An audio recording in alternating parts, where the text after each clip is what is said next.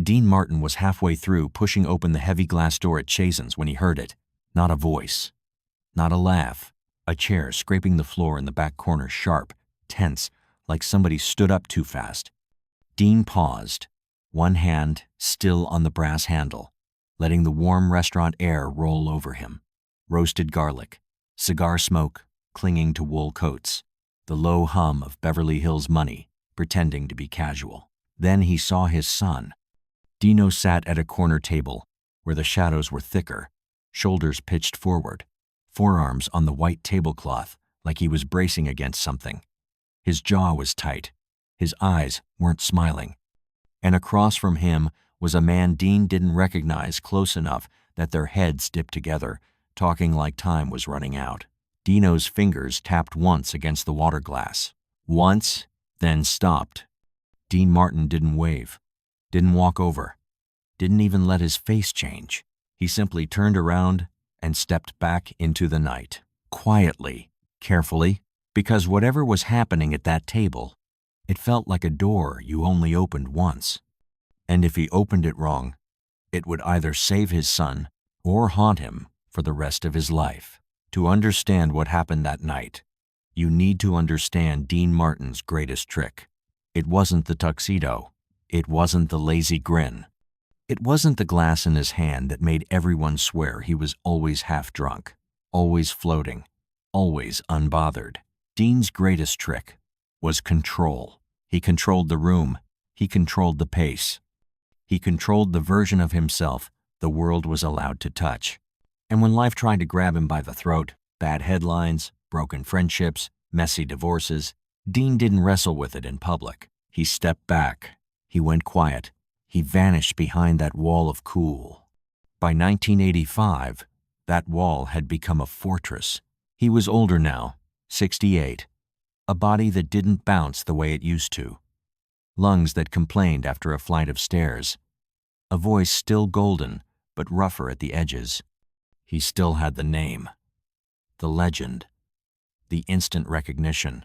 But the one thing that still made him light up, really light up, was his son, Dean Paul Martin, Dino Jr.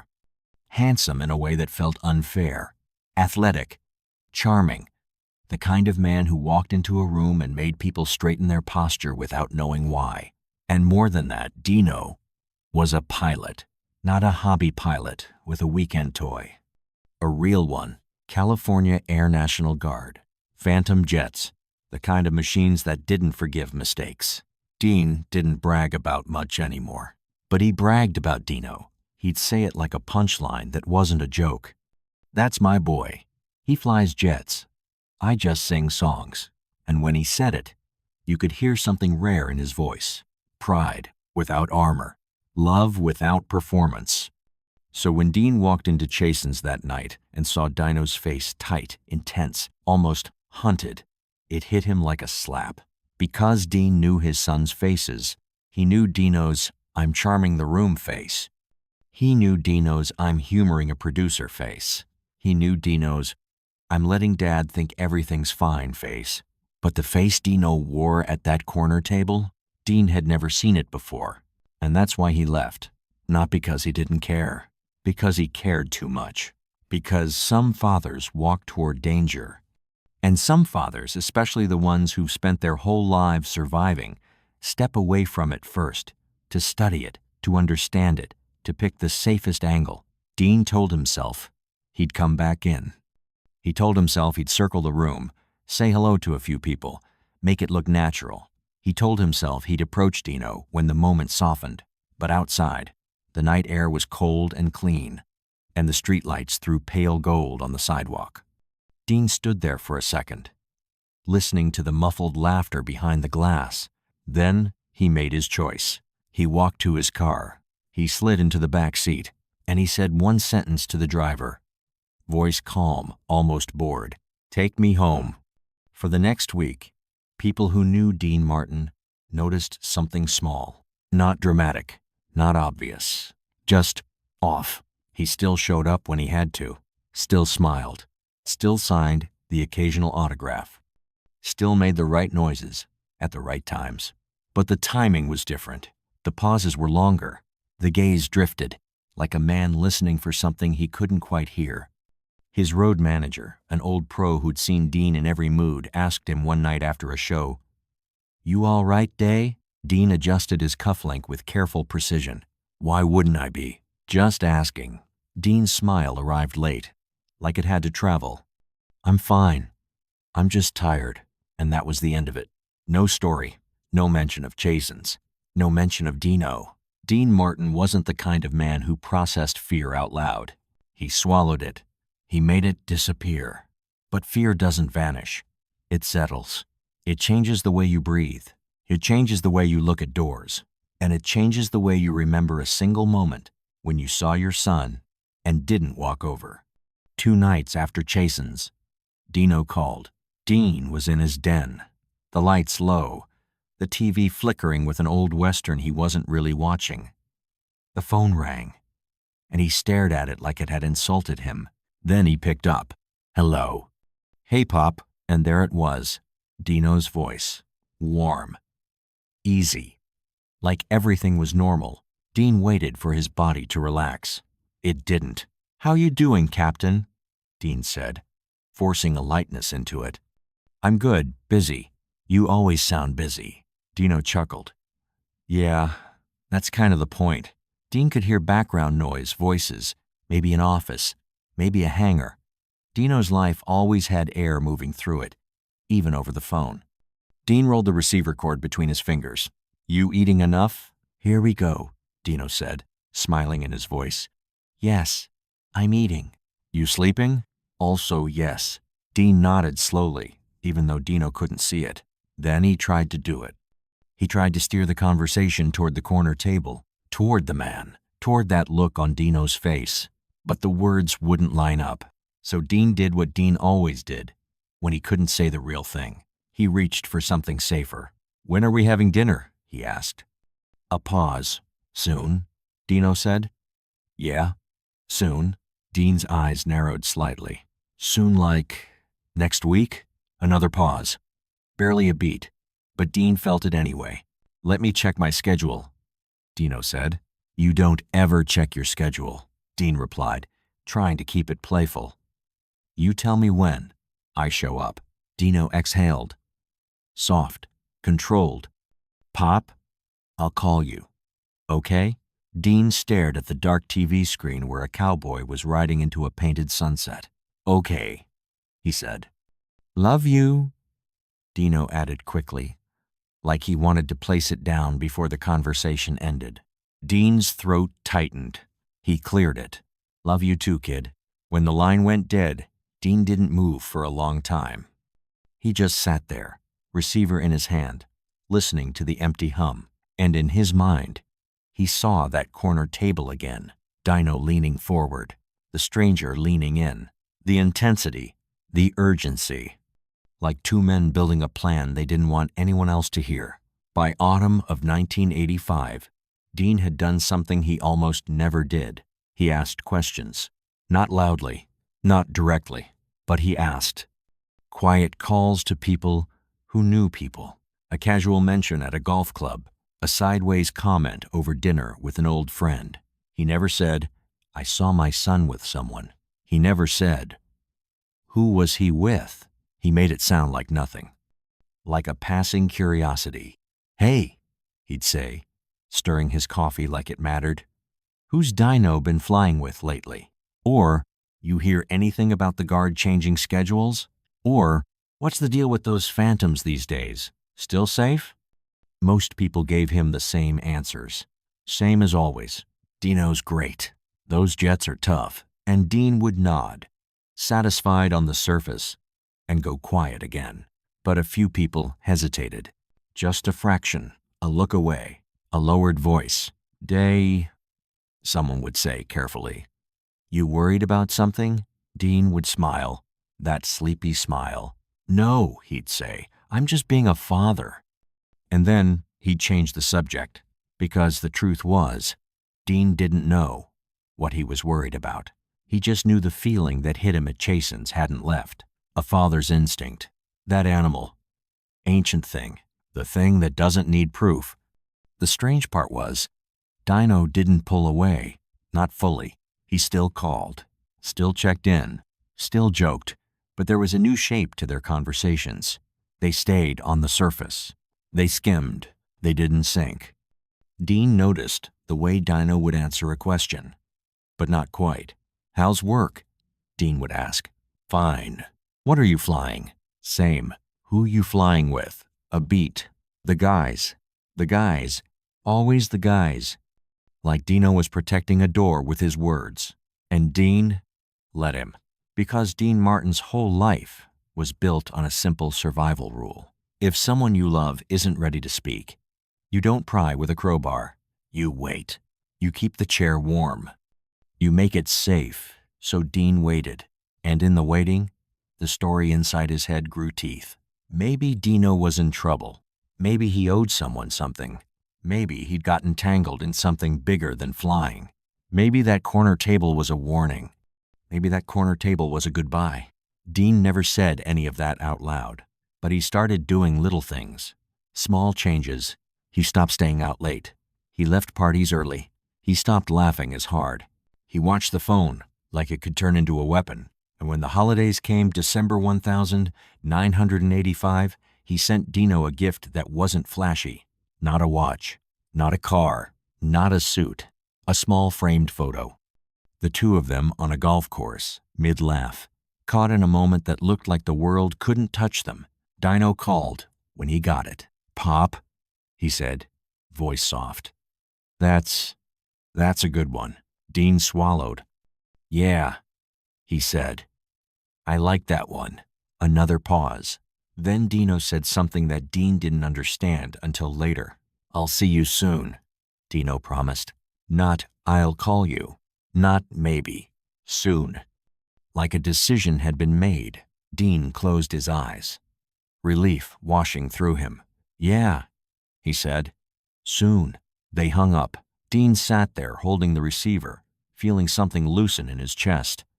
And, for the first time since Chasen's, he let himself believe it might be nothing. Just an intense conversation. Just life. Just a father overreacting. Except the world has a cruel habit. It lets you relax right before it hits you. Early 1986. Dino finally agreed to dinner. Not at Chasen's. Somewhere quieter. Somewhere Dino could control the room. They met at a smaller Italian place, tucked away from the tourist glow. Dino arrived first, already seated in a booth, with his back to the wall. Dean noticed that, immediately. It wasn't paranoia. It was training. Pilots and soldiers did that without thinking. Dean slid into the booth, tried to make it normal. "You look good, kid," Dean said. Dino smiled, but it didn't reach his eyes right away. "You too, Pop." They ate. They talked. They joked about nothing. Dean waited.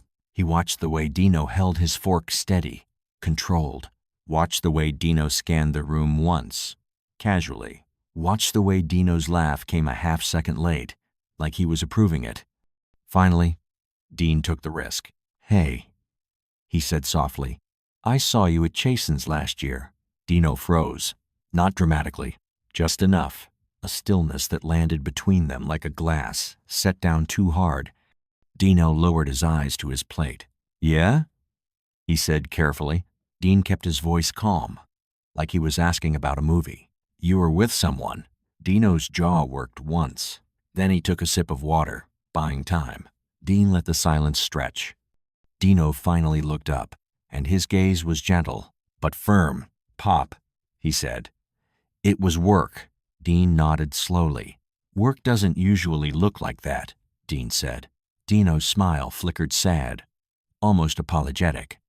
"I know what it looked like," he said. "But it was work." Dean held his son's eyes. "Are you in trouble?" Dean asked, voice low. Dino leaned forward slightly. "No," he said. "I'm not in trouble." Dean exhaled, tension releasing from his shoulders. Then Dino added, softer, "I'm just trying to do everything right." Dean's throat tightened. "Why do you have to try so hard?" he asked. Dino's eyes dropped again. "Because if I do it wrong," Dino began. Then he stopped. He swallowed. Then he finished the sentence in a different way. "Because people count on me," Dino said. Dean stared at him, and suddenly, that corner table made sense in a new way. Not danger from the outside, pressure from the inside. The kind of pressure that doesn't leave bruises until it does. Dean reached across the table and put his hand over Dino's for one brief second. A rare move for a man who didn't do public tenderness. "I count on you too," Dean said quietly. "But not like that." Dino's eyes shone for a moment. Then he blinked it away. He squeezed his father's hand once, then pulled back, and the moment passed. They went back to food, back to jokes, back to safer ground. But Dean left that dinner with the same feeling he'd had walking out of Chasen's. A door was still closed, and behind it, something heavy was moving. 1,986 bled into 1,987. Dean kept working, because that's what he knew how to do.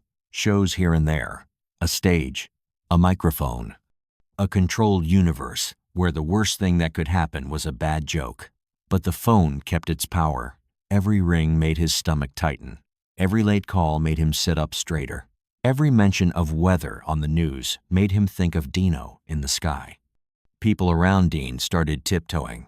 They didn't know why he'd changed. They just knew he had. Frank Sinatra, who'd known Dean long enough to read the spaces between words, pulled him aside one night. "You all right, Day?" Frank asked, eyes sharp. Dean took a sip of his drink. "I'm fine." Frank narrowed his gaze. "You're not fine." Dean smiled, tired. "Since when did you become my nurse?" Frank leaned closer, lowering his voice. "Since you started looking like you're waiting for something to kill you." Dean's smile faded. He didn't answer. Frank watched him for a long moment, then said something simple. "You talked to the kid?" Dean nodded. "Yeah. How's he doing?" Dean hesitated. "Good." He lied. Frank saw right through it. "You want me to call him?" Frank offered. Dean shook his head instantly. "No." "Why not?" Because Dean didn't want Dino to feel surrounded. Because Dean didn't want to turn a father's fear into a public event. Because Dean didn't want to admit out loud that something was wrong. So he said the only thing he could. "He's fine," Dean repeated, firmer. Frank studied him, then backed off. "All right," Frank said. "But if you need something, anything, don't be stubborn." Dean gave him a small nod. "I won't." But he would. He did. March 1987 arrived with a strange quiet. Dino called Dean one morning. A short call, warm, ordinary. "Love you, Pop." "Love you too, kid." And for a few hours after, Dean felt almost peaceful, like the world had decided to be kind. That afternoon, Dean had a show scheduled. He dressed slowly, button by button. The tuxedo felt heavier than it used to. Before he left his house, he paused in the hallway, staring at the phone. Then he did something he hadn't done in years. He picked it up and called Dino back. It rang. Once, twice, 3 times. No answer. Dean hung up and told himself it was nothing. He told himself Dino was busy. He told himself he'd call later. Then, Dean left for the venue, and the day continued, right up until it didn't. March 21st, 1987. Dean Martin is backstage in a brightly lit corridor, hearing the crowd through the walls, thousands of voices blending into one hungry roar. A stage manager passes him, clipboard in hand. 5 minutes, Mr. Martin.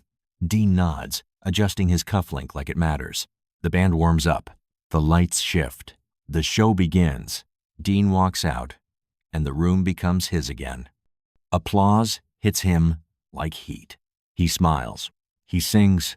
For 90 minutes, he does what he's always done, makes the world forget its own problems. Then, near the end of the set, his road manager appears in the wings holding a phone. Dean sees the man's face, and something in Dean's body recognizes that expression before his mind can name it. The road manager waves. Urgent. Dean keeps singing for a few seconds, then stops mid-verse. The band keeps playing, confused, then trails off. The crowd laughs, thinking it's a bit.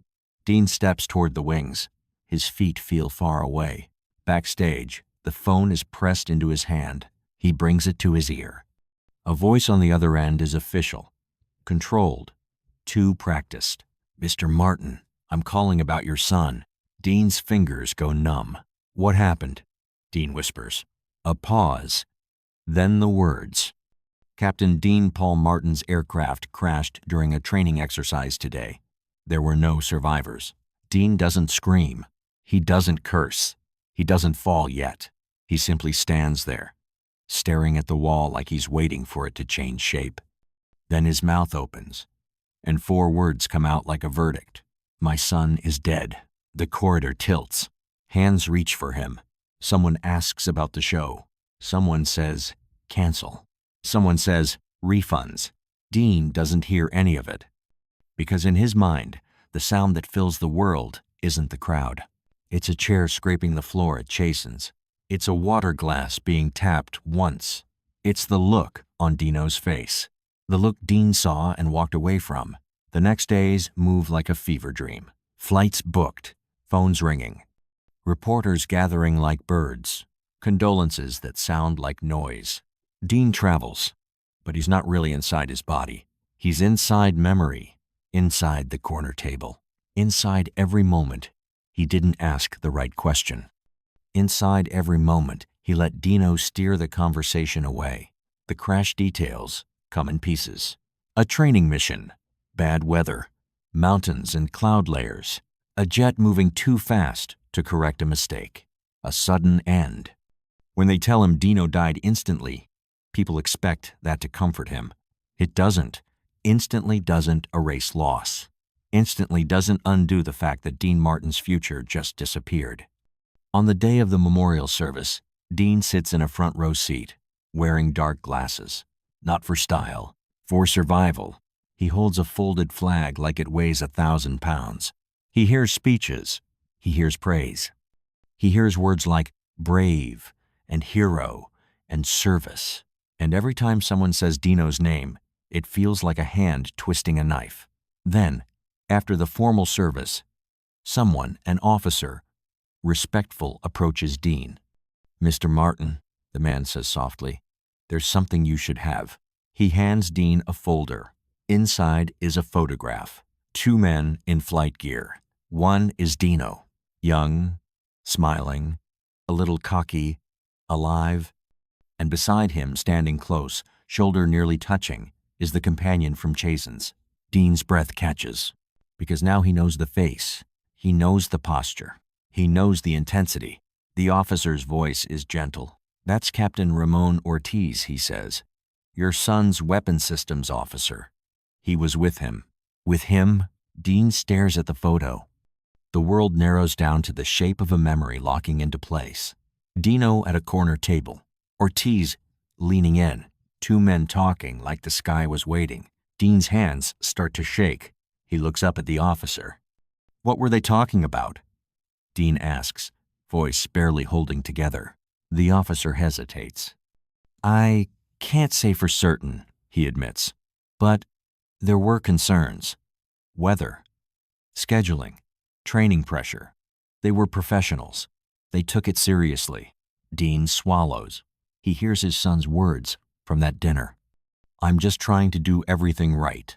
Dean's chest caves inward, because suddenly, the tragedy isn't only that Dino died. It's that Dino might have been trying to prevent it, might have been trying to solve something, might have been carrying something heavy. And the one person who would have moved mountains for him walked out of the restaurant.